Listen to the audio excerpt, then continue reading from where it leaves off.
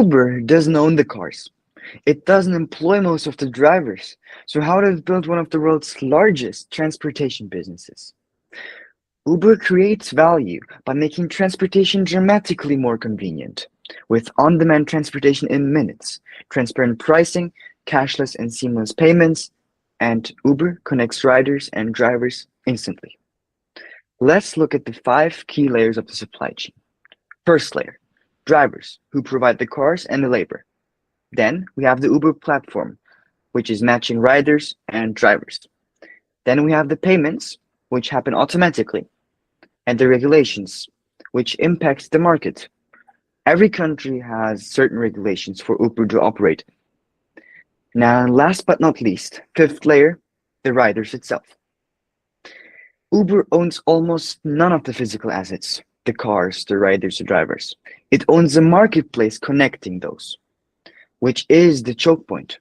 The real choke point is the platform, Uber platform, matching riders and drivers. It's a marketplace.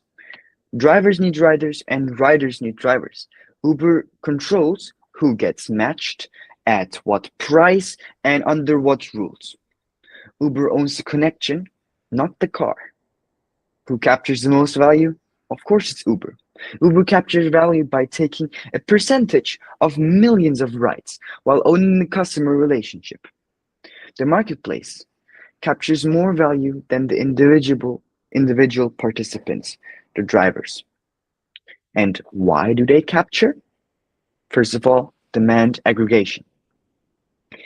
Millions of riders open Uber first when they need a ride, giving Uber enormous control over demand. Then, very important, network effects. What do I mean with network effects? More drivers reduce wait times, attracting more riders create more earnings, attracting more drivers. Goes on and on and on. Then, rule control. Uber sets prices, commissions, incentives, and platform rules. Uber has massive pricing power.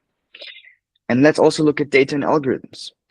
Uber uses massive amounts of data to optimize matching, pricing, and driver allocation. Then who is the underpaid creator layer? It's the drivers. Drivers provide the actual transportation, but have limited bargaining power because they don't own the customer relationships. They can easily be replaced by other drivers. Drivers create the ride, but Uber owns the demand. And that's what Uber proved. Uber proved that you don't have to own the cars to dominate an industry like transportation. If you own the marketplace that connects supply and demand, you can capture a huge share of that value. What's the lesson? Owning the marketplace is often more profitable than owning the assets inside it. And that's what Uber mastered.